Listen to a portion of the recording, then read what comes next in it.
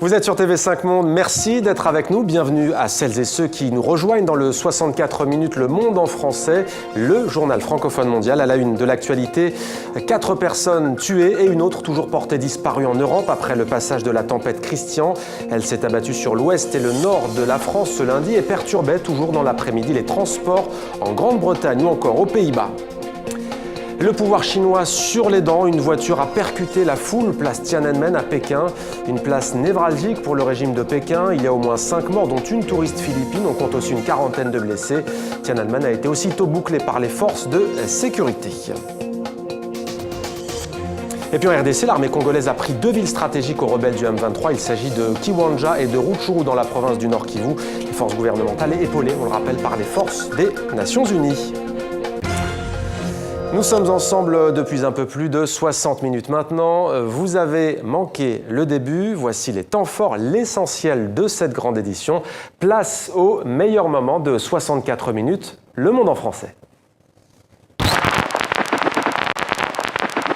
2450 clients belges de la HSBC démasqués. Est-ce que c'est vous ? Non, c'est un travail de justice. Donc moi, j'ai eu à amener ma contribution.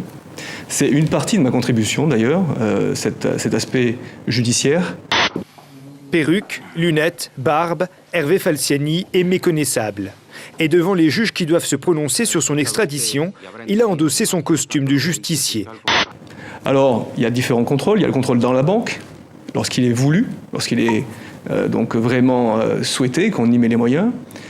Et puis, en dehors de ça, quand vous parliez de renouer le dialogue, il faut aussi comprendre qu'on ne peut pas faire d'amalgame entre la Suisse, une banque, cette banque, un type de banque, les banques privées ou cette banque.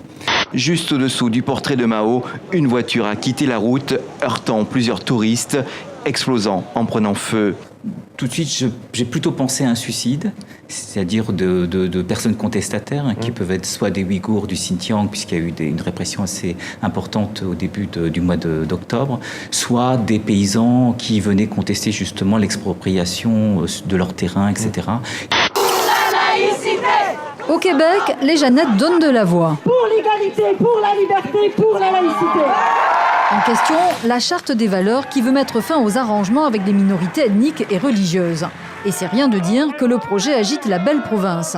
Dans l'actualité économique également, l'Éthiopie vient de lancer la plus grande ferme éolienne du continent africain. La production a démarré ce samedi avec plusieurs années de retard et après 2 ans de travaux. Le projet aura coûté 210 millions d'euros.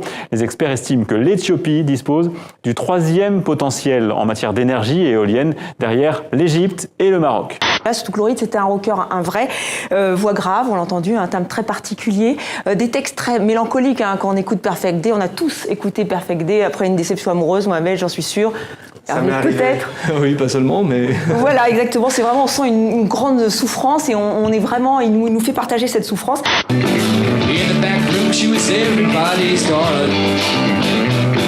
But she never lost her head, even when she was leaving good heads and take a walk in the wild side.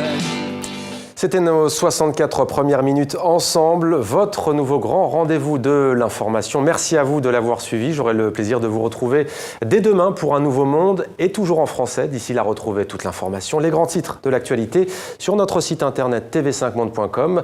Vos réactions, vos commentaires sont d'ailleurs les bienvenus sur les réseaux sociaux. Restez sur TV5 Monde, la chaîne francophone mondiale.